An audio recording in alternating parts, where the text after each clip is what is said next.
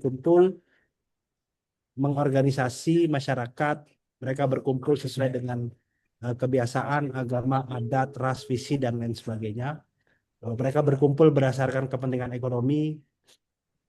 Terus kemudian asumsi berikutnya adalah kekuasaan yang besar itu cenderung korup, ya, menimbulkan penguasa yang jahat. Ya, itu terbukti lintasan sejarah membuktikan itu. Lalu kemudian asumsi historis berikutnya adalah individu dan masyarakat itu berjuang untuk memenuhi kebutuhan dasarnya hingga keamanan. Ya, kita bayangkan hidup di tengah hutan, tetap kita akan berjuang untuk mencari kebutuhan pokok kita, makan, ya, seperti itu, sampai kepada kebutuhan keamanan. Lalu kemudian masyarakat akan mencari perlindungan, ya, dari kekerasan dan kekuatan yang tidak terkontrol. Ya, Anda bayangkan di dalam satu negara itu mulai dari lapisan terbawah sampai lapisan tertinggi itu ada preman. Cuman beda pakaiannya aja. Kalau yang bawah itu pakaiannya lusuh, kalau yang di elit itu biasanya preman politik dia. Ya, dia berseragam gitu. Di setiap lapisan itu ada. Dan itu adalah realitas sosial. Terus kemudian tidak ada manusia yang suka ditindas, ya, siapapun itu, ya, tidak ada manusia yang suka ditindas. Lalu kemudian martabat manusia itu melekat, ya, dan abadi. Yang beda ialah perlakuan zamannya. Jadi dari zaman Nabi Adam dulu, ya, semua orang itu dilahirkan dengan martabat, ya. Baru kemudian yang berbeda itu adalah perlakuan zaman terhadap manusia tersebut. Ya, bukan berarti orang dulu tidak bermartabat, tidak. Tuhan sudah ciptakan sedemikian rupa itu sebagai makhluk berakal, tapi yang beda perlakuan zaman. Ya, kenapa saya harus sampaikan ini? Karena untuk menghilangkan persepsi bahwa penghormatan terhadap human dignity itu barusan belakangan. Gitu. Seolah-olah human dignity sebagai produk baru yang datang belakangan. Tidak, itu sudah ada sejak dulu, cuman zaman yang memperlakukan saja yang beda. Lalu kemudian pemerintah itu dijalankan manusia yang tidak sempurna, ya. Yang tidak sempurna ini tolong digarisbawahi. Pemerintahan itu dijalankan manusia yang tidak sempurna, ya. Itu filosofinya Plato. Karena titik tekan dia itu berada pada kualitas penguasa, ya. Bagaimana kekuasaan itu selalu dia mengharapkan kekuasaan dipilih, dijalankan oleh orang yang bijaksana, tapi kenyataannya tidak ada, ya. Bahkan di Islam sekalipun yang dipimpin oleh Nabi Muhammad itu ada hal-hal yang sifatnya kekurangan. Cuman bedanya Nabi Muhammad diingatkan langsung lewat wahyu. Terus kemudian terakhir ada siklus Polybius, ya. Ini materi di ilmu negara yang menjelaskan bagaimana siklus kekerasan, kekuatan, dan kekuasaan yang saling berkelindan satu dengan lain itu. Sehingga mulai dari tirani dia berputar sampai demokrasi. Dan ini adalah asumsi-asumsi sosial historis di balik konstitusi. Kenapa kemudian dan bagaimana konstitusi menghadapi realitas sosial semacam ini. Jadi asumsi sosialnya kita harus buka dulu, ya.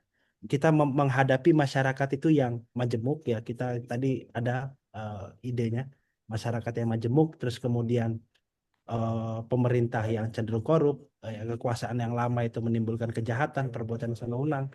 Terus kemudian bagaimana masyarakat pragmatis, ya. Masyarakat pragmatis ini nanti sebagai dasar epistemologi kita untuk melihat bagaimana orang-orang yang suka menimbun kekuasaan, ya, seperti oligarki, cukong-cukong dan sebagainya, itu dia adalah kelompok pragmatis yang dia tidak pernah cukup puas begitu. Nah, itu juga dikelola dan dikendalikan oleh konstitusi.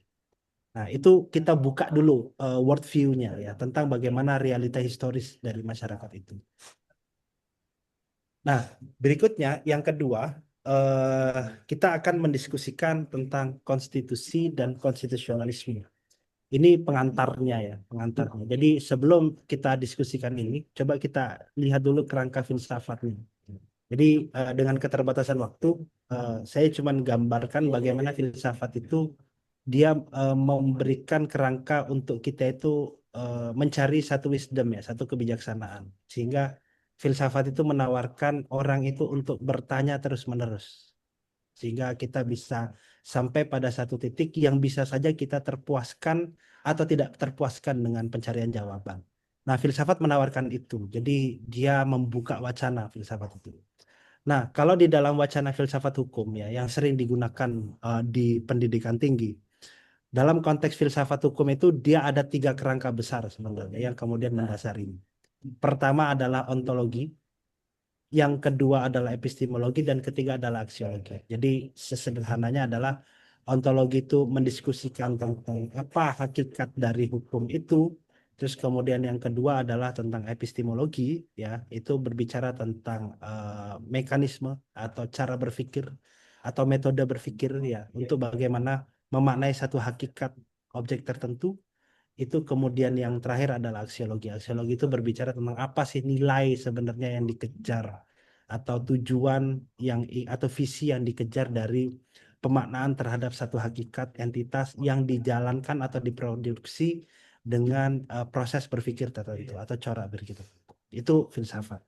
Nah, saya ingin buat disclaimer dulu. Dalam penjelasan ini saya tidak secara sistematis, ya, menjelaskan mana ontologinya, mana epistemologi, mana aksiologi. Cuman dengan kerangka itu kurang lebih nanti akan terpenuhi. Oke, berikutnya adalah konstitusi. Konstitusi itu secara etimologi dia adalah constitutio. Dia sifatnya adalah sesuatu yang ditetapkan. Sesuatu yang ditetapkan. Ini basic sekali.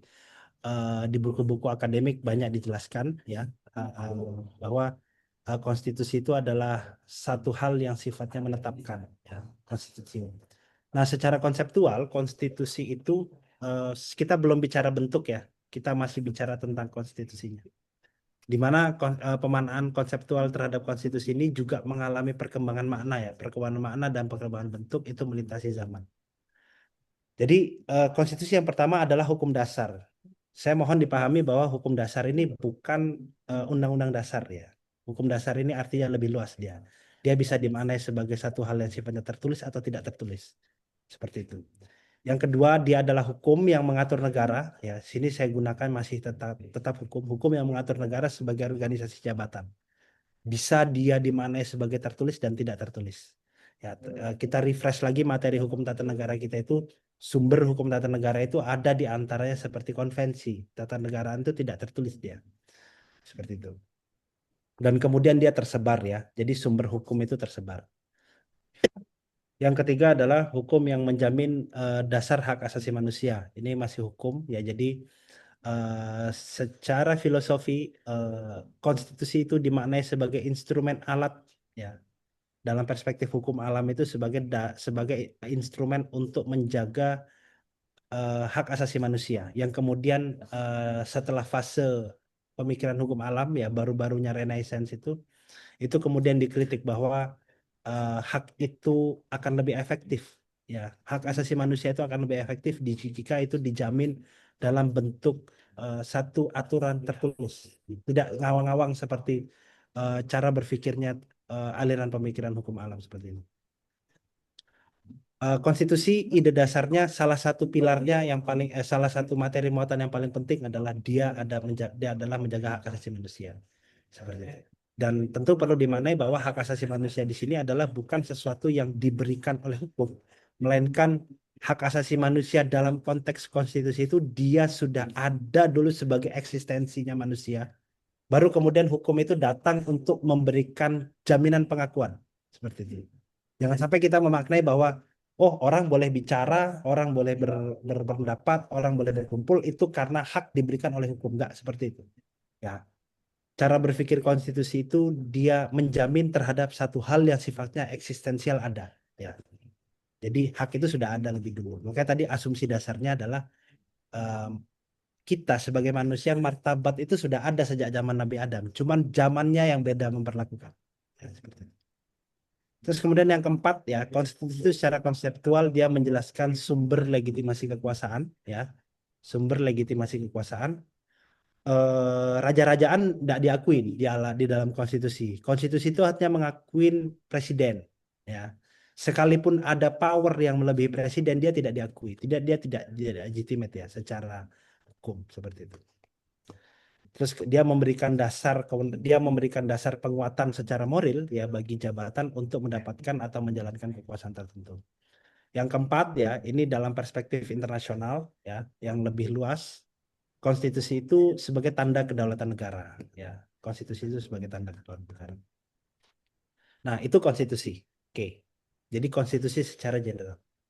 Berikutnya adalah konstitusionalisme. Dia adalah kesetiaan, ya, kesetiaan atau dia itu adalah satu paham yang dimana paham itu mengarahkan pada kesetiaan kita untuk tunduk dan patuh terhadap nilai-nilai demokrasi, ya. Kemudian dia tunduk dan patuh untuk menempatkan konstitusi itu sebagai instrumen pembatasan pemerintahan. Begitu. Itu konstitusionalisme, dan di dalamnya juga berisi bahwa paham konstitusionalisme itu termasuk membicarakan tentang hak dan kewajiban individu serta kelompok. Nah, jadi konstitusionalisme dan konstitusi ini dua hal yang berbeda. Jadi kalau saya gambarkan, konstitusionalisme itu adalah jantungnya, ya, jantungnya daripada konstitusi itu. Nah, eh, berikutnya, apa yang menjadi pilar konstitusionalisme? Bagaimana cara pandang konstitusionalisme itu dalam memperlakukan atau mendesain konstitusi? Ada dua pilar. Pertama adalah pervasiveness of law, yang kedua adalah ordinariness law. Singkatnya adalah pervasiveness of law ini dia menempatkan konstitusi itu sebagai alat untuk mengatur seluruh kehidupan sosial politik tanpa ada celah rongga sedikit pun. Jadi kekuasaan tidak bisa intervensi, kekuasaan tidak bisa bertindak sewenang-wenang. Semua dituliskan dan digariskan di dalam konstitusi. Itu pilar pertama, ya. Tapi pilar ini tidak pernah jalan sempurna lah begitu. Dia kadang-kadang, ya, kadang-kadang ada yang tercover, ada yang tidak tercover seperti itu. Tapi paradigmanya seperti itu. Yang kedua adalah ordinaries of law. Dia menempatkan konstitusi itu sebagai keberlakuannya seperti hukum biasa. Ya, jadi seperti hukum biasa. Maksudnya hukum biasa gimana? Itu dia sifat-sifat dasarnya dia bisa ditafsirkan, bisa diterapkan, bisa dipahami melalui metode-metode hukum. Nah, konstitusionalisme ini lebih dulu dari konstitusi tertulis, ya. Itu hal yang perlu kita sepakati dulu. Konstitusionalisme ini lebih dulu dari konstitusi tertulis. Kenapa? Karena konstitusi tertulis atau modern constitution itu adalah instrumen, salah satu bentuk dari konstitusi yang baru populer belakangan lah. Ya, dia baru populer di abad ke-18 seperti itu. Oh, dulu nggak ada konstitusi. Oh, ada. Tetap ada konstitusi seperti itu. Ya. Jadi konstitusionalisme ada, ya, dalam bentuk apa? Dalam bentuk konstitusionalisme. Dalam bentuk prinsip-prinsip, ya, dalam bentuk eh, sebaran-sebaran bentuk hukum, produk hukum, ya. Jadi konstitusi itu tersebar dalam banyak hal, ya. Seperti itu. Ya. Nah, hmm, berikutnya konstitusionalisme itu sebagai paham yang hidup, ya, karena dalam lintasannya dia tidak pernah mati, dia tidak pernah berhenti, melainkan dia sebagai satu paham yang hidup, dia mengikuti waktu dan tempat, bukan sesuatu yang final. Maksudnya gimana? Nanti di bagian berikutnya kita akan jelaskan. Nah, dalam konstitusi itu ada banyak teori sebenarnya. Ya, ada banyak teori-teori, ada banyak jenis-jenis, ada banyak model-model yang kemudian nanti akan memicu pertanyaan dan bagaimana penyelesaiannya. Nah, itu nanti kita akan lihat, ya. Nah, dalam bagian ini saya ingin tutup dengan satu pendapat dari Pauline, ya. Ini mungkin teman-teman sudah populer dengan ini. Jadi, well, a government can be constitutional without being democratic. It cannot be democratic without being constitutionalism. Jadi, bisa aja negara itu menjadi negara konstitusional. Dia punya konstitusi, ya, tapi dia belum tentu menjadi negara yang menganut paham konstitusionalisme atau dia menjaga nilai-nilai demokrasi. Ada negara konstitusional seperti itu ada. Dia punya konstitusi. Jadi negara yang punya konstitusi belum tentu dia memang disebut sebagai negara demokratis, atau dia punya konstitusi belum tentu dia menganut paham konstitusionalisme seperti itu. Tapi bisa jadi, ya, bisa jadi ada negara demokrasi, tapi tidak mungkin. Yang pada intinya adalah tidak mungkin ada negara demokrasi itu tanpa konstitusionalisme. Jadi parameternya itu yang ingin saya tekankan adalah bukan diletak ada tidaknya konstitusi tertulis, tetapi bagaimana nilai-nilai atau prinsip-prinsip konstitusionalisme yang ada di dalam konstitusi itu memang benar-benar hidup dan dihidupkan melalui berbagai cara, ya, dalam melalui cara dalam kehidupan ketatanegaraan seperti itu. Oke, nah ini kayaknya ini bagian jantungnya, ya. Oke, berikutnya adalah tentang dalil-dalil filosofi konstitusi. Jadi Tadi bicara filsafat, sekarang filosofinya. Filosofi itu sebagai produk dari cara berpikir filsafat lah, kurang lebih seperti itu. Nah, ini yang saya sampaikan adalah produknya saja. Oke, jadi yang pertama adalah konstitusi harus dipahami sebagai persoalan filosofis, dia bukan sekedar dokumen hukum. Seperti itu. Dia apa konsekuensinya? Konsekuensinya adalah konstitusi itu bukan sebagai satu hal yang final. Kalau dia harus dipahami sebagai satu hal yang filosofis, maka apapun itu terus harus ditinjau dan ditinjau ulang. Tuh. Dan konstitusi itu tidak sekedar menjadi dokumen hukum, karena di balik itu ada unsur moral, ada unsur nilai, ada unsur legitimasi, ada unsur kepercayaan, keyakinan, dan sebagainya. Seperti itu. Itu adalah basic prinsip, ya, prinsip dasar dari konstitusi. Yang kedua yang ingin saya sampaikan adalah kita perlu memperluas makna konstitusi. Ya, dia tidak terbatas pada sesuatu yang tertulis. Dan poin ketiganya adalah setiap tertib hukum pada dasarnya memiliki konstitusi, bahkan jika tidak tertulis. Jadi poin nomor 2 dan 3 ini saya ingin beri penjelasan begini. Bahwa konstitusi itu sebenarnya sudah ada sejak dulu, walaupun diklaim ya konstitusi tertulis itu ada di abad ke-18. Ya, yang dideklar itu kan konstitusi Amerika dan konstitusinya Prancis lah yang dianggap sebagai konstitusi pertama. Nah, pertanyaannya sebelum itu ada konstitusi nggak, Pak? Ya ada, tetap ada, tetap ada. Kenapa? Karena di setiap tertib hukum itu pada dasarnya punya konstitusi. Cuman bentuknya itu loh yang beda. Ya. Kita itu baru mengenal yang namanya modern constitution, written constitution, konstitusi tertulis itu belakangan. Terus dulu gimana? Dan apa fungsinya dari konstitusi itu? Nah, yang pertama adalah bentuk. Bentuk itu kalau sudah kita bicara tentang konstitusi, ya bisa aja itu bisa bersumber pada kitab-kitab utama, ya kitab-kitab keagamaan, ya. Lalu kemudian bisa saja kemudian titah-titah raja, ya, titah-titah raja atau pendapat-pendapat raja, atau kemudian ada dokumen hukum yang tersebar, ya, dokumen hukum yang tersebar, yang kemudian dokumen itu sangat diilhami oleh satu masyarakat tertentu dan itu juga bisa disebut sebagai konstitusi, seperti itu. Kok bisa begitu? Nah, kan pertanyaannya begitu. Bisa. Kenapa? Karena di dalam konstitusi itu ada, karena dalam satu tatanan hukum, nah ini kita bicara tatanan hukum ya. Setiap tatanan hukum itu ibarat seperti rantai yang tidak pernah terputus. Jadi rantai yang tidak terputus. Jadi dia seperti rantai yang terhubung dari atas sampai bawah. Maksudnya gimana? Kalau satu tatanan hukum masyarakat tertentu ingin menciptakan satu produk hukum, maka dia akan bertanya, saya kalau mau bikin aturan ini, gimana caranya dan apa isinya? Kemana dia cari pedoman? Akhirnya dia cari pedoman ke atas. Setelah dia cari pedoman ke atas, maka yang atas akan mencari pedoman yang atas lagi. Nah, itu yang disebut sebagai hierarki. Jadi tatanan hukum itu kurang lebih seperti itu. Nah, sampai pada satu titik atau satu produk yang kemudian produk hukum itulah yang sebagai ujung atau penginspirasi dasar untuk mempengaruhi hukum-hukum bawahnya.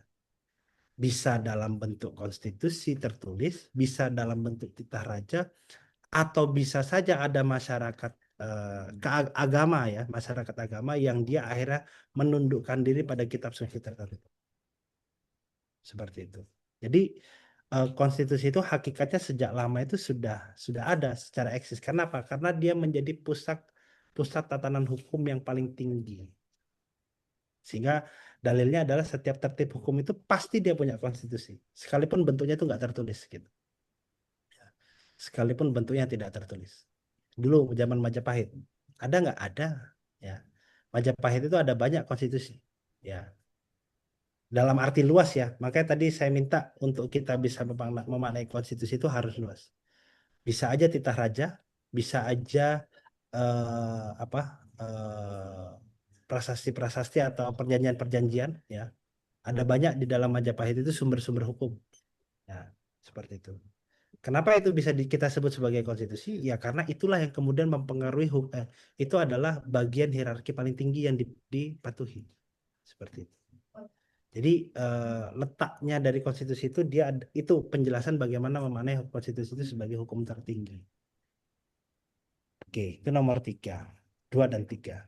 Jadi eh, poinnya kurang lebih seperti itu ya. Jadi yang benar-benar ingin saya pastikan adalah konstitusi sudah ada dan dengan demikian kita jangan sampai berpikiran juga bahwa oh konstitusi itu sesuatu yang sifatnya importir atau sesuatu yang sifatnya apa istilahnya yang baru modern belakangan terakhir.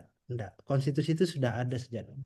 Kenapa? Karena maknanya dia adalah sesuatu yang ditetapkan dan dia punya makom yang paling tinggi ya dan mempengaruhi tatanan-tatanan hukum bawahnya. Oke, yang keempat, konstitusi sebagai instrumen kesepakatan politik. Oke, itu simpel ya pemaknaannya. Jadi konstitusi itu sebagai eh, cara mengikat berbagai kepentingan dan kelompok yang hidup dalam satu tatanan masyarakat dan kemudian konstitusi itu sebagai alat untuk menyepakatinya. Seperti itu. Jadi ada dimensi politik, ada dimensi hukumnya. Ya, ada dimensi politik, ada dimensi hukumnya. Ada eh, kalau gambarannya itu tuh sebagai sosial kontrak ya, sebagai sosial kontrak dan kemudian bagaimana dia mengikatkan diri kepada kesepakatan yang dibuat itu. Nah, poinnya adalah dari nomor 4 ini yang menjadi problem, apakah kemudian kesepakatan itu dia berjalan dinamis atau dia stuck? Itu yang kemudian akan menempatkan bagaimana sejarah konstitusi itu, apakah sejarah konstitusi yang lampau itu akan mengatur hari ini. Nah, itu problem filosofisnya di sana. Lalu kemudian kelima, pertanyaan sentral dari konstitusi adalah apa dasar konstitusionalitas itu sendiri. Nah, ini menjadi pertanyaan, ya. Kita coba telisik. Ya, kita punya sekian puluh pasal dalam konstitusi itu. Yang menjadi pertanyaan apa yang memberikan dasar konstitusionalitas pada seluruh norma-norma yang ada di dalamnya itu. Ya, nah itu melalui melalui penelusuran sejarah hukum atau perbandingan hukum kita akan mendapatkan jawaban yang beragam. Ya, ada norma-norma yang ternyata dia mendapatkan dasar konstitusionalnya itu berdasarkan pada kesepakatan. Ada norma-norma yang mendapatkan pijakan konstitusionalnya ya atau dasar penormaannya itu mengimpor dari konstitusi-konstitusi lain misalkan. Ada kemudian norma-norma dalam konstitusi itu yang ternyata dia diambil mendapatkan pijakan dari sejarah ya. Ada norma-norma yang ternyata disepakati berdasarkan kesepakatan politik ya, sifatnya under table lah. Nah, itu perlu ditelisik ya, perlu ditelisik. Kenapa? Karena ada poin nomor 6 ya. Karena ada poin nomor 6. Jadi pertanyaan atau naluri setiap orang untuk menanyakan apa dasar konstitusional itu adalah sifatnya sesuatu yang sifatnya alamiah. Ya. Kembali ke apa karena kenapa? Karena ada di poin nomor 6. Konstitusi itu sebagai jalan tengah teori linier dan sirkular. Jadi konstitusi itu sebagai jalan tengah teori linier dan teori sirkular. Apa itu teori linier dan apa itu teori sirkular? Teori linier itu adalah paham atau teori yang menjelaskan dalam pembentukan hukum ya. Kita itu memaknai hukum itu seperti sesuatu yang tersusun secara sistematis mulai dari tingkat yang paling bawah sampai tingkat paling atas. Gambarannya itu seperti kalau kita tadi itu ranting, kayak rantai. Jadi hukum itu seperti rantai yang diturunkan dari atas. Dia terhubung dari tingkat bawah sampai tingkat atas.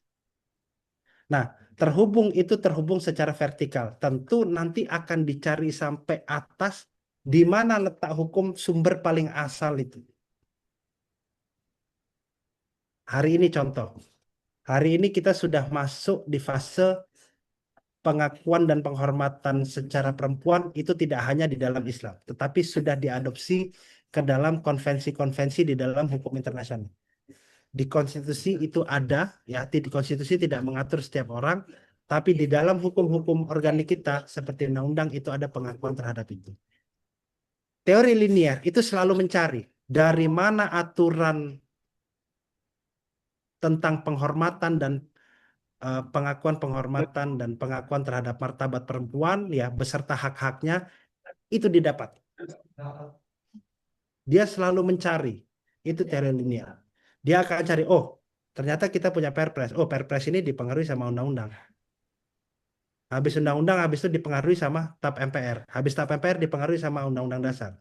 Oh, undang-undang dasar ini dari mana? Turunnya ada pengakuan dan penghormatan hak atas pekerjaan misalkan. Oh, ternyata dia dipengaruhi sama konvensi A. Oh, konvensi A ini dia dipengaruhi lagi sama konvensi apa. Nah, teori linear selalu mencari itu. Sehingga yang namanya norma-norma konstitusional itu selalu mencari pijakan dari yang tertinggi. Itu teori yang pertama. Nah, yang kedua itu yang sirkular. Sirkular ini konsepnya lebih berputar dia. Kan sirkular itu berputar ya. Sirkular itu dia tidak cari. Kenapa? Karena menurutnya, menurut menurut kelemahan dari teori linear ini, kalau kita terus cari sumber ke atas, itu tidak akan ada habisnya. Atau dalam istilahnya itu infinite regress. Jadi regresi tak berhingga. Itu nggak ada ujungnya di atas itu. Ya, nggak akan selesai-selesai lah, gampangan sederhana. Nah, sehingga yang dicari adalah yang kedua adalah teori sirkular. Teori sirkular itu untuk menilai konstitusionalitas itu tidak diukur dengan konsistensi dia dengan hukum yang lebih tinggi, enggak. Tapi dimaknai sebagai proses mencari validasi dengan cara yang lebih luas. Ya, bisa hukum kebiasaan yang digunakan, bisa prinsip-prinsip konstitusionalisme, prinsip-prinsip yang tersebar di dalam berbagai macam dokumen hukum atau kebiasaan, dia akan lihat itu sebagai justifikasi untuk mengklaim satu hal itu apakah hal itu konstitusional atau tidak. Jadi cara berpikirnya itu bukan berpikir ke atas, tetapi dia berpikir berputar. Oh, kalau sudah sampai di konstitusi, ya berhenti di konstitusi ya sudah, begitu selesai. Dia akan cari pembenaran-pembenaran yang lain. Ya, dia akan cari pembenaran-pembenaran yang lain. Ini relate dengan margin of appreciation. Jadi dia akan gunakan hal yang lain, norma-norma kebiasaan, norma-norma adat. Dia akan cari dia akan menyelami bagaimana keadilan itu eh, yang ada dalam satu zaman dan satu tempat seperti itu. Nah, konstitusi itu fungsinya seperti itu. Jadi dia akan ini dua teori yang berseberangan ya. Teori linier ini ke kiri, teori sirkular ini ke kanan. Nah, konstitusi itu menyediakan dua hal, kedua-duanya lah. Dia sebagai basic law, dia menempatkan diri sebagai basic law, itu teori linier. Tapi pada saat yang bersamaan, konstitusi itu tidak terlalu rigid. Karena kenapa? Dia akan memberikan ruang-ruang interpretasi untuk memfasilitasi teori sirkuler ini. Ya, jadi nggak usah berhenti, nggak usah kamu cari yang sampai tinggi-tinggi, kamu cari di pendekatan-pendekatan lain. Seperti itu. Itu poin nomor 6. Nah, poin nomor 7, ini yang sudah umum ya. Jadi konstitusi itu sebagai sumber validasi dan juga sebagai otoritas. Ya. Sebagai sumber validasi itu teori linear tadi ya. Jadi dia sebagai alat untuk memvalidasi apakah hukum-hukum di bawahnya itu sejalan dengan konstitusi seperti itu. Dan juga dia pemberi otoritas. Lalu kemudian yang kedelapan, konstitusi tertulis sebagai legally embedded constitution. Oke, jadi konstitusi tertulis, ada konstitusi tidak tertulis. Singkatnya, hari ini di dalam konteks modern ini ada dua instrumen yang akhirnya menopang. Ada konstitusi tertulis, ada konstitusi tidak tertulis. Nah, peran dari konstitusi tertulis itu adalah yang tadi saya sampaikan di awal. Dia fungsinya adalah pilarnya itu adalah pervasiveness itu. Jadi dia mengatur seluruh kehidupan tata kehidupan masyarakat. Ruang sosial politik diatur. Jadi konstitusi tertulis itu di dalamnya tertanam hukum-hukum yang memiliki konteks yang lebih luas. Dia mengatur semua. Tapi pada saat yang bersamaan kita punya asumsi bahwa konstitusi ya buatan manusia. Dia tidak selamanya akan berjalan sempurna. Dia tidak selamanya akan berjalan sempurna. Sehingga ada kehadiran konstitusi tidak tertulis sebagai alat menafsirkan dan melengkapi. Oke, sampai situ. Itu poin nomor 9, nomor 8. Poin nomor 9, ya, poin nomor 9. konstitusi tertulis dan konstitusionalisme itu berjalan sesuai legal term of mind, ya. Dia berjalan sebagai legal term of mind. Jadi kalau tadi paparannya adalah konstitusi tertulis itu dia sebagai satu produk yang mengatur keseluruhan kehidupan kenegaraan, tapi pada saat yang bersamaan, ya, pada saat yang bersamaan dia belum tentu mampu mengcover seluruh kehidupan, maka muncul yang namanya konstitusionalisme. Ada prinsip-prinsip dasar yang dia itu melampaui konstitusi tertulis, ya, dijalankan oleh cara berpikir hukum yang benar. Nah, jadi legal turn of mind ini akan dipengaruhi oleh manusia. Dia akan dijalankan oleh manusia. Gampangannya siapa hakim. Ya.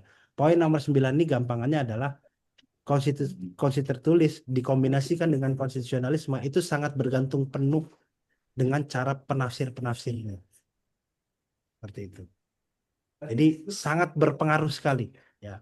Sangat berpengaruh sekali. Karena bisa saja ide-ide yang baik itu kemudian akan terkontaminasi dengan cara berpikir hukum yang ternyata ya tidak ini juga gitu, tidak apa namanya, tidak baik juga gitu.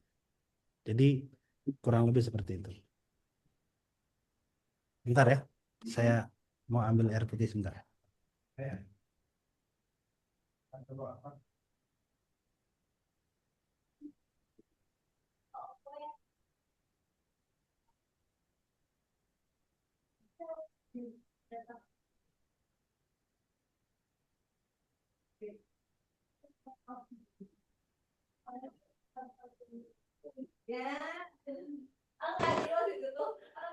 Lagi Halo, bisa nyusahin nih asli, Ya, bisa cek. nyusahin dia.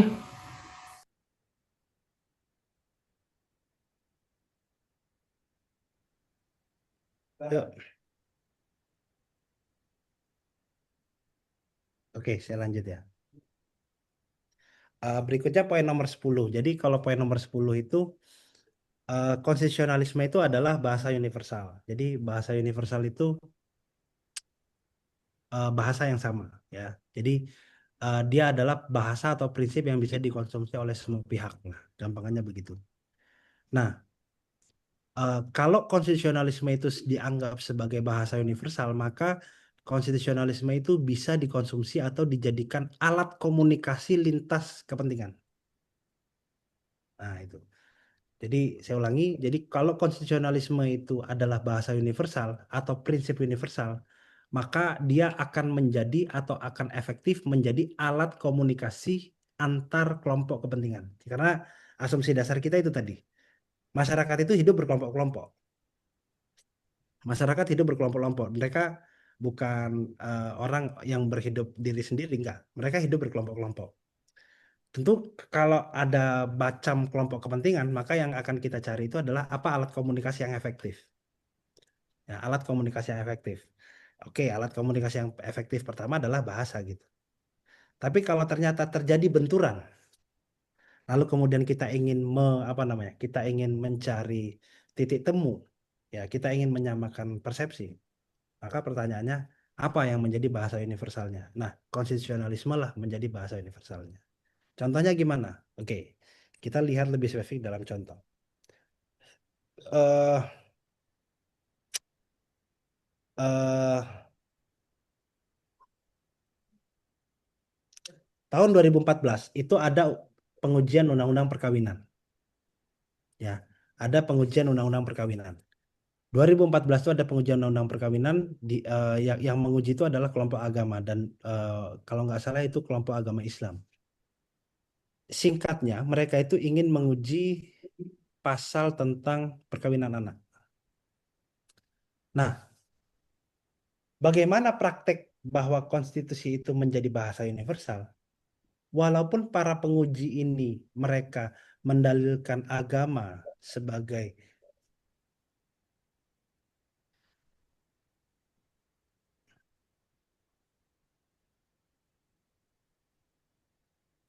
sebentar.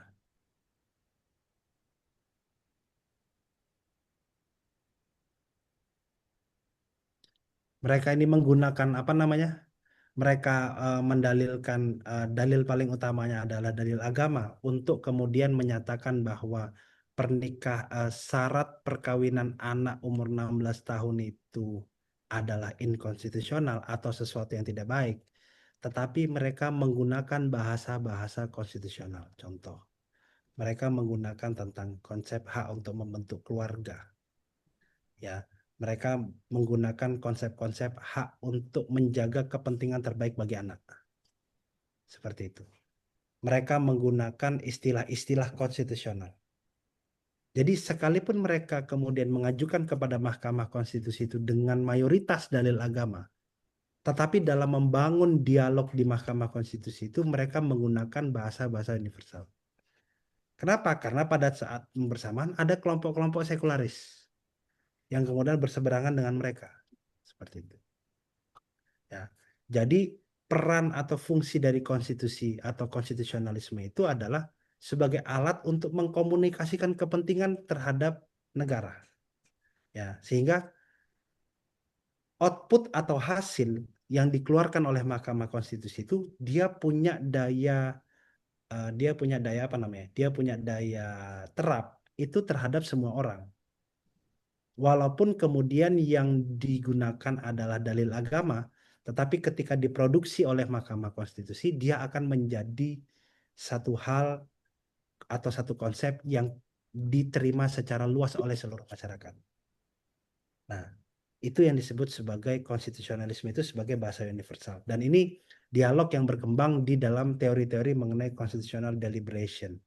Ya, dia itu satu contoh. Ada contoh yang lain misalkan kalau teman-teman pernah mengikuti ketika ada pengujian pasal penghinaan agama, itu ada kelompok agamawan, ada kelompok sekuler, ada kelompok pejuang HAM, ada kelompok Muhammadiyah, ada kelompok NU. Mereka berkomunikasi dalam satu bahasa konstitusionalisme atau bahasa yang harus digunakan di hukum acara MK. Mereka mencari satu titik formula bagaimana menempatkan dan menyeimbangkan beserta melindungi agama dari serangan-serangan yang sifatnya menjatuhkan dan kemudian menciptakan ketidakstabilan sosial. Bagaimana caranya? Mereka berdiskusi itu tentang itu. Nah, itu jadi apa namanya? Konstitusionalisme itu menyediakan bahasa universal. Seperti itu. Yang ke-11 itu adalah yang dituju adalah stabilitas dan keadilan. Kenapa kemudian stabilitas menurut saya letakkan sebagai pilar utama, sebagai sesuatu yang dituju dari konstitusi dan konstitusionalisme? Karena jantung dari konstitusionalisme itu adalah bagaimana kekuasaan itu bisa dibatasi. Karena sejarah menunjukkan kekuasaan yang tidak terbatas itu pasti penyalahgunaan. Nah, dia butuh ada konstitusi yang kuat, ya, paham konstitusionalisme yang benar-benar dipahami, dan dia bisa mendikte kekuasaan. Kuncinya itu adalah mendikte kekuasaan. Kalau kekuasaan itu berhasil didikte, yang dikejar adalah stabilitas. Kalau negara sudah stabil, ya negara apa sih indikator stabil itu nggak gampang diganggu, penguasa tidak gampang ubah-ubah hukum, tidak ada perubahan hukum dalam rangka melayani kepentingan kekuasaan, tidak ada pertikaian antar partai politik, tidak ada pertikaian sosial, itu adalah stabilitas, ya. Jadi stabilitas itu jangan dimaknai terjadi di level elit saja. Stabilitas itu dibutuhkan sampai ke level sosial. Jadi kalau negara itu sudah stabil, maka keadilan itu bisa dikejar. Keadilan itu bisa dikejar, sandang pangan papan terpenuhi, kebutuhan pokok terpenuhi, pendidikan terpenuhi, kesehatan terpenuhi, gitu. Jadi stabilitas itu harga yang sangat mahal lah kalau oleh istilahnya, kalau saya boleh bilang. Stabilitas itu benar-benar cita-cita yang diluhurkan di dalam konstitusi itu. Ya, ya walaupun ada apa namanya, walaupun eh, dia tidak menjamin keadilan ya sepenuhnya. Tapi setidaknya dengan stabilitas itu secara epistemologinya itu, secara metodenya itu sudah terpenuhi gitu. Oke, yang terakhir adalah, nah ini mungkin yang perlu kita renungi sama-sama adalah dalil terakhir dari filosofi konstitusi ini adalah globalisasi konstitusi itu memberikan pengaruh lintas negara. Dan dari situ kita bisa membaca epistemologi historis konstitusi yang terhubung. Maksudnya gimana? Kita baca Undang-Undang Dasar 1945 Indonesia, kita baca konstitusinya Filipina, kita baca konstitusinya Polandia, kita baca konstitusinya Jerman, kita baca konstitusinya Amerika, kita baca konstitusinya Brazil. Fiturnya mirip-mirip, ada presidennya, ya kan? Ada presidennya, ada DPR-nya, terus kemudian ada undang-undang, habis itu ada kekuasaan kehakiman, ada yudikatifnya, ada hakim agungnya, ada hakim konstitusi. Semua tuh mirip. Nah, hari ini artinya konstitusi itu terhubung satu dengan lain. Ada satu negara yang kemudian terpengaruhi oleh negara lain. Ya, jadi hari ini tuh kalau saya sih melihat bahwa tidak ada konstitusi yang benar-benar dia itu identik asli dengan identik sebagai karya anak bangsa gitu lah. Dia selalu mirip dan memiliki kesamaan dengan infrastruktur ketatanegaraan yang ada di tempat lain. Karena pada esensinya itu konsekuensi dari adanya globalisasi konstitusi. Contoh, kita kalau lihat konstitusi Filipina itu jelas. Itu mereka di beberapa sarjana mereka declare bahwa konstitusi Filipina itu terpengaruh sama Amerika karena itu bekas jajahannya kan. Mereka mereka mereka kemerdekaan mereka hadiah, terus kemudian konstitusi dia merujuk ke sana. Terus kalau teman-teman cek eh, konstitusi-konstitusi di Eropa Timur, ya, seperti Rumania, Bulgaria, Polandia, negara-negara pasca Soviet itu mereka memiliki konstitusi yang hampir mirip modelnya. Itu karena kenapa mereka ngambil atau mengadopsi dari Prancis. Kenapa? Karena waktu Soviet runtuh, cara berpikir politiknya orang dalam negeri mereka begini. Saya mau ada presiden, tapi presidennya jangan terlalu kuat. Dia harus sharing power. Nah, rata-rata makanya di sana ada presiden, ada perdana menteri. Nah, jadi presiden itu jangan terlalu kuat. Kalau terlalu kuat, otoriter dia, ya kan? Jadi gimana caranya dia sharing power? Tapi di sisi lain dia mau raja ini dikecilkan, raja ini kekuasaannya dikecilkan, tapi dia nggak mau kayak raja seperti Inggris gitu. Dia nggak mau. Dia mau presiden tetap gitu. Akhirnya ada perdana menteri seperti itu. Terus mana lagi ya? Konstitusi di Amerika Selatan itu hampir mirip, semua mirip seperti konstitusi US. Ya sama juga seperti Indonesia. Indonesia kalau teman-teman kita baca semua naskah komprehensif, selalu banyak pembahasan dalam setiap pasal itu dikit-dikit merujuk. Kalau di Amerika Serikat tuh begini. Kalau di Amerika Serikat tuh begini gitu. Ya, jadi selain artikel yang bilang kalau konstitusi Indonesia itu mencontoh atau terinspirasi dari konstitusi US, ya kalau kita baca di naskah komprehensif risalah sidang itu banyak seperti itu. Pasal per pasal pasti ada lah salah satu tokoh politik yang bilang seperti itu. Nah, buat apa kita menyadari itu? Nah, buat apa kita menyadari itu? Secara epistemologi kita harus tahu itu untuk kita membongkar dan menempatkan perspektif sejarah itu sebagai wawasan kita. Ya, itu kita harus buka wawasannya. Jadi kalau kita mengkaji konstitusi ada masalah dalam praktek ketatanegaraan, kita harus melihat bagaimana historis-historis yang terhubung seperti itu. Itu fungsinya.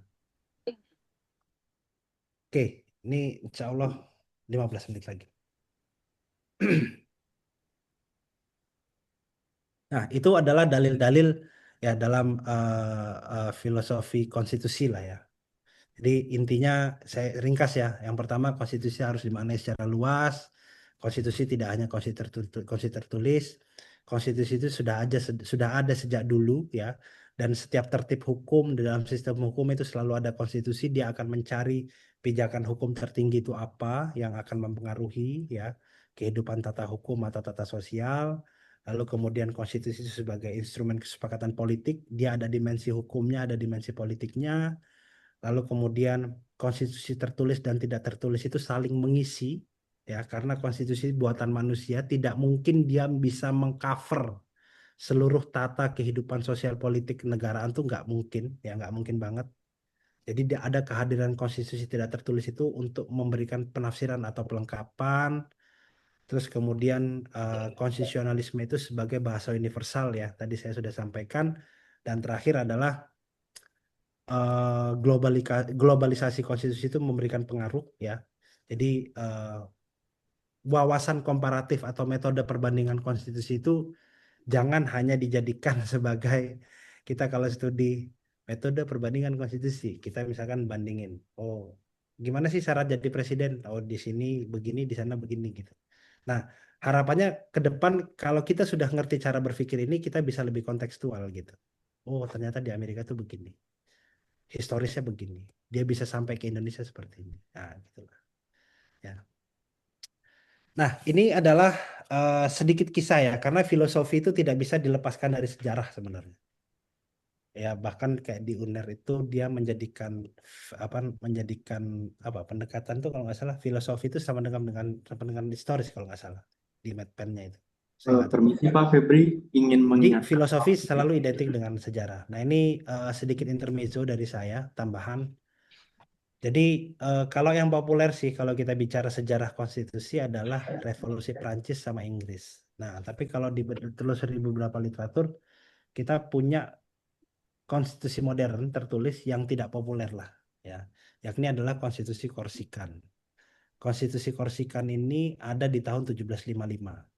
Jadi kalau Prancis kan 1791, kalau US itu 1787. Itu selalu diklaim sebagai konstitusi Permisi tertulis. Pak, maaf izin Pak, Nah, ingin buat mengingatkan apa kita sebentar. bahas ini gitu?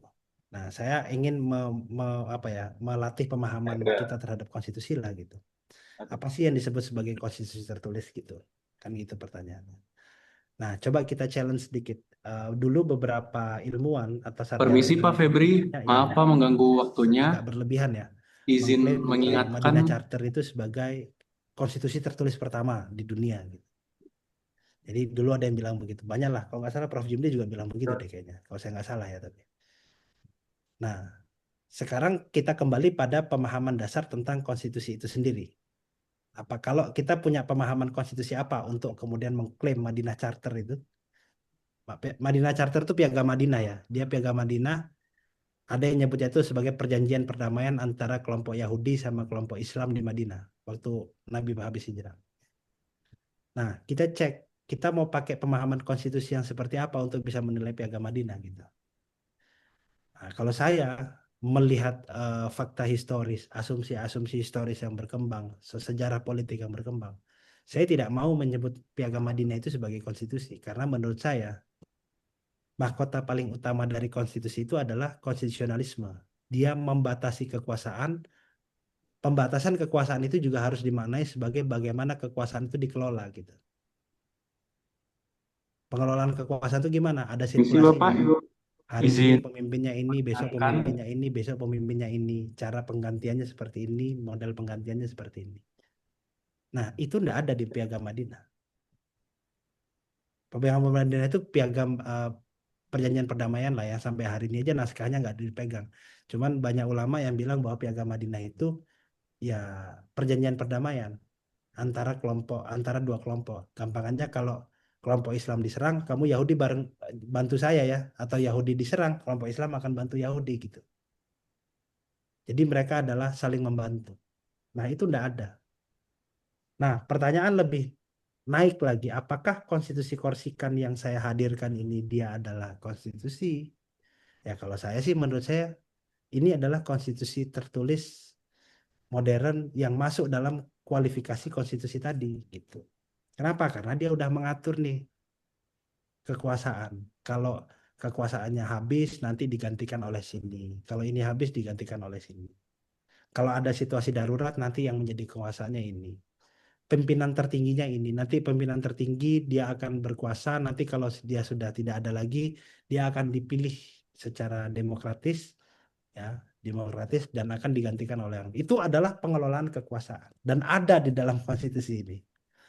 Jadi menurut saya konstitusi Korsikan itu sudah memenuhi standar lah, memenuhi standar. Pemimpin tertingginya itu Le General Etet namanya. Dia tidak menggunakan istilah presiden. Nah, cuman yang bikin dia nggak populer konstitusi ini adalah karena dia hidupnya itu hanya 11 tahun. Karena setelah itu di tahun 1766 itu dia dianeksasi sama Perancis begitu. Habis itu konstitusi ini hilang. Nah, di internet ada kok, di archive saya dapat naskah aslinya ya, naskah aslinya saya baca ya persis saja kayak konstitusi kita gitu. Kayak konstitusi Indonesia, Undang-Undang Dasar 1945 itu ringkas, padat gitu. Seperti itu. Oke, ini sebelum terakhir. eh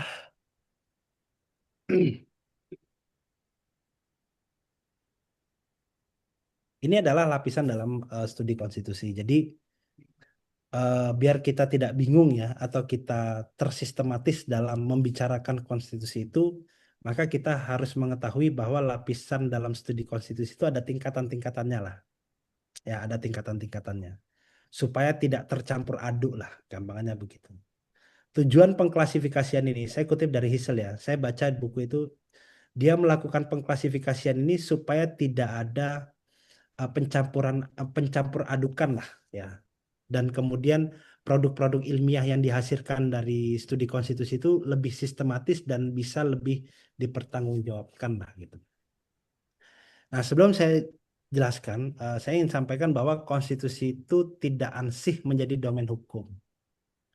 Ini basic apa? Ini poin penting ya untuk kita semua. Jadi konstitusi tidak ansih menjadi domain hukum. Dia ada di dalam wilayah ilmu politik, ilmu pemerintahan, terus kemudian ilmu-ilmu lainnya. Bahkan sih kalau menurut saya ya, sebenarnya konstitusi itu tidak juga dieksklusifkan menjadi domainnya orang-orang hukum tata negara. Harusnya dia diperlebar ke semua spektrum hukum. Hukum pidana harus kuasain gitu. Kenapa? Karena ada hak asasi manusia di sana. Hukum bisnis juga, hukum administrasi negara juga. Jadi jangan sampai kita mengkotakkan diri bahwa konstitusi itu ansih menjadi domain hukum. Dan penstudi konstitusi itu harus menentang ya, harus menentang hukum itu dilihat sebagai sui generis. Sui generis itu disiplin ilmu hukum yang eksklusif atau disiplin yang menganggap bahwa ilmu hukum itu sebagai ilmu yang khas gitu. Nggak bisa. Dari membentuk konstitusi tertulis aja udah ada kesepakatan politik di sana gitu. Jadi kita nggak bisa mengamini itu. Nah, lapisan-lapisannya ya, lapisan-lapisannya itu terdiri menjadi tiga. Ada yang disebut sebagai constitutional law, lalu kemudian disebut sebagai constitutional theory, ada constitutional studies. Nah, constitutional law ini sebagai tingkat paling pertama ya.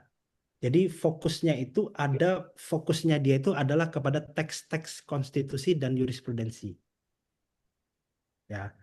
Dan cara berpikir yang digunakan di dalam lapisan pertama ini adalah logika internal, logika yang hierarkis, serta koherensi dari interpretasi atau konsistensi dari interpretasi. Jadi logika internal atau hierarki ini melihat bahwa, oh ini undang-undang ini sejalan nggak ya sama undang-undang dasar? Atau teks dalam pasal sekian dalam undang-undang dasar itu sejalan nggak dengan penafsiran yudisial di putusan tertentu gitu. Nah, itu lapisan tingkat pertama. Yang lapisan tingkat kedua itu adalah constitutional theory. Dia berangkat dari analisis terhadap teks konstitusi dan penafsiran yudisial. Sama tetap. Tapi sifatnya adalah analytical. Ya, analytical untuk mengeksplorasi prinsip-prinsip dasar serta pertimbangan normatif yang seharusnya menjadi pedoman dalam praktik ketatanegaraan. Nah, cara berpikirnya atau epistemologinya ini adalah dia merumuskan pendekatan itu yang lebih berbasis pada etis atau bernilai moral terhadap berbagai persoalan hukum dalam konstitusi. Seperti itu. Nah, yang ketiga adalah constitutional studies. Ini lebih tinggi lagi. Jadi gampangannya kalau yang constitutional studies ini adalah studi-studi interdisipliner ya atau multidisipliner terhadap konstitusi. Dia menggunakan pendekatan-pendekatan dalam konteks sosial, politik, dan historis yang lebih luas. Ya, jadi dia sebagai pelengkap. Nah, kenapa kita harus mempelajari ini? Hissel itu menjelaskan supaya kita itu mengetahui di mana letak posisi riset kita. Gitu. Itu aja sih sebenarnya dia menjelaskan itu aja. supaya kita tahu letak riset kita itu di mana. Mulai dari apa fokusnya, terus kemudian metode yang kita pakai, sampai luaran yang kita sajikan. Itu linier gitu. Kalau kita tahu pengklasifikasian ini nyambung gitu. Ya, nah itu apa namanya lapisan-lapisan dalam studi konstitusi. Dan ini terakhir, ini adalah isu-isu kontemporer ya, konstitusi dan konstitusionalisme. Ada banyak ini sebenarnya bisa disebut isu kontemporer atau pendekatan-pendekatan yang sekarang lagi naik daun lah ya. Kalau saya boleh bilang itu lagi naik daun pendekatan-pendekatan dalam konstitusi. Ini saya tidak bisa bacakan satu persatu. Nanti ini bahan akan saya share ya, cuman saya akan jelaskan beberapa bagian aja. Misalkan yang lebih relate di Indonesia ya, ada pendekatan atau isu kontemporer konstitusi yang relate lah hari ini di Indonesia itu, contoh satu ya, seperti abusive constitutional borrowing. Ini juga adalah studi konstitusi. Apa sih abusive constitutional borrowing itu? Dia adalah eh peminjaman konstitusional secara manipulatif. Intinya begitu. Jadi ingat ya, meminjam arsitektur atau konstitusi dari negara lain untuk diadopsi itu tidak selamanya baik. Tidak selamanya baik. Itu dia kata kuncinya. Jadi ketika kita melakukan komparatif ya, perbandingan, oh ini kayaknya sama lah nih di Indonesia seperti ini. Indonesia belum punya aturan hukumnya, lalu kemudian Indonesia mencari yang bagus gimana ya gitu. Karena dia melakukan studi komparatif. Nah, abusive constitutional borrowing ini menjelaskan fenomena bagaimana negara itu melakukan peminjaman konstitusional secara manipulatif. Contohnya gimana? Contoh nih ya, ya ini boleh kita beda pendapat ya, kalau ada yang berbeda ini sama saya lah. Contoh ketika teman-teman lihat kasusnya Gibran, putusan MK Gibran itu. Jadi putusan MK Gibran itu di putusan Mahkamah Konstitusinya itu saya merasa MK waktu itu benar-benar manipulatif sekali. Kenapa? Karena dia menelusuri dan mencari justifikasi pembenaran dari konstitusi-konstitusi negara lain yang seolah-olah bisa membenarkan bahwa usia 35 tahun ya kalau nggak salah itu boleh jadi wakil presiden.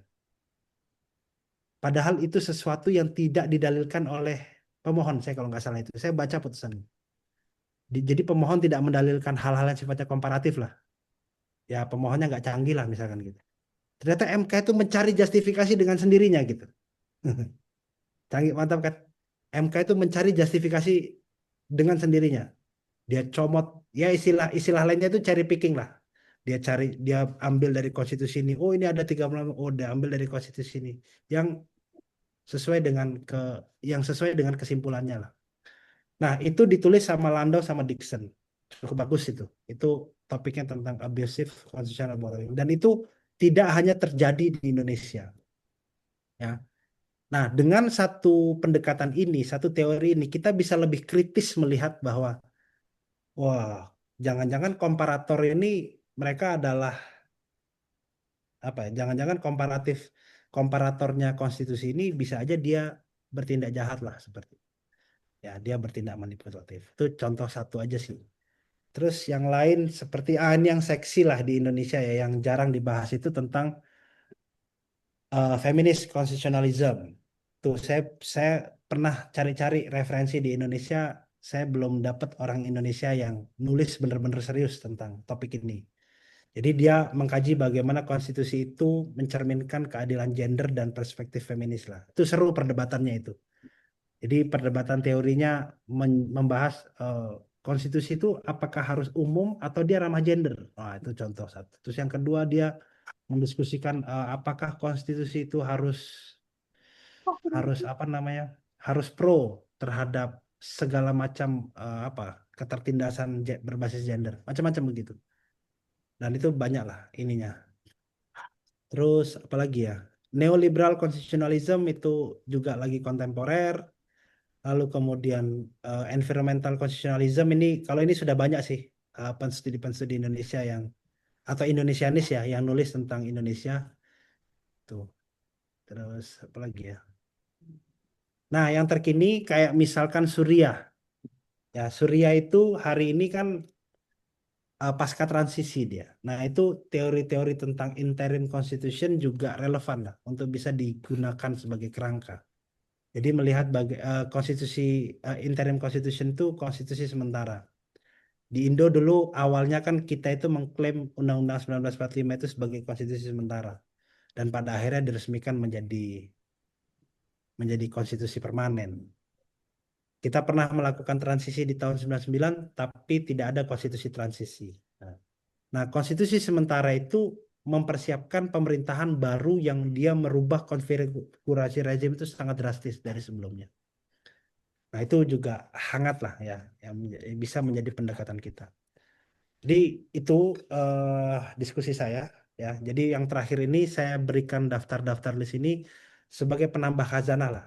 Ya, jadi masing-masing isu kontemporer yang sekarang hari ini sudah banyak ditulis oleh Pak Sarjana itu kalau saya baca literatur-literatur ini mereka paripurna untuk menjelaskan mulai dari aspek fundamental yang sangat filosofis sekali ya tentang bagaimana misalkan dalam abusive constitutional borrowing mereka menempatkan konstitusi itu sebagai basic lalu kemudian dia berkembang secara global diterima oleh banyak orang ada pertukaran komunikasi terus dia menjelaskan sangat sistematis pertukaran komunikasi ada konstitusi satu negara yang diadopsi oleh negara lain sampai akhirnya kemudian ada menguatnya tren otokrasi ya ini yang belum dari tadi belum kita singgung penguatan tren otokrasi itu eh, presiden yang memperkuat diri sendiri ya kayak Prabowo lah ya presiden yang